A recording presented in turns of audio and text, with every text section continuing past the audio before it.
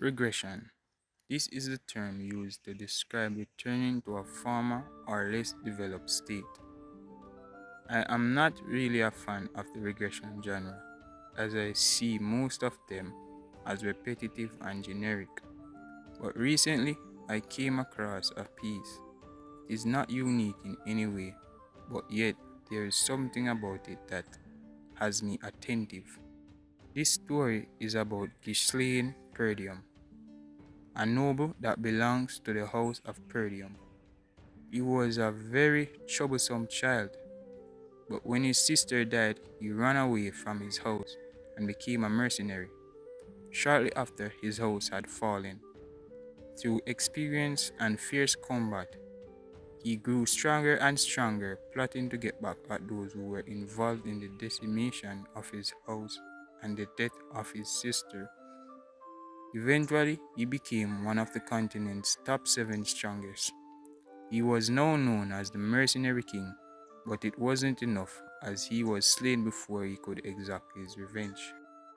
But to his surprise, he woke up in the body of his much younger and weaker self, a time before his house was destroyed and his sister was killed.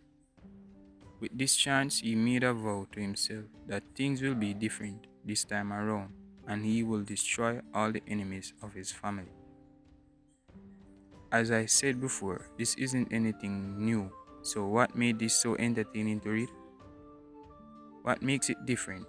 Well, nothing much, really. It is your typical regression story, but there is just something about the dialogue that makes it feel human. Like, yes, I would have said that if I were in that situation. It does not sound empty or cringy, and that is all I need from a story. Secondly, the art. It is nothing flashy. It is quite simple, but when it gets to a fight scene, it goes from 0 to 100 real quick.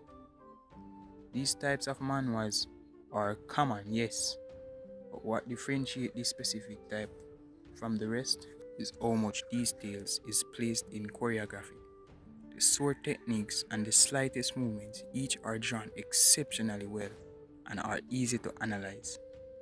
To prove my point, I am going to take you through one of the fights in this manhwa. To keep it brief, Cain Loges, Ghislaine's cousin, was convinced to challenge Ghislaine to a duel in which he should kill him. If he successfully did this, he would gain the backing of the esteemed one, which would be good for Cain, as he is the future head of his county. He then went ahead and baited Ghislaine, who accepted the challenge.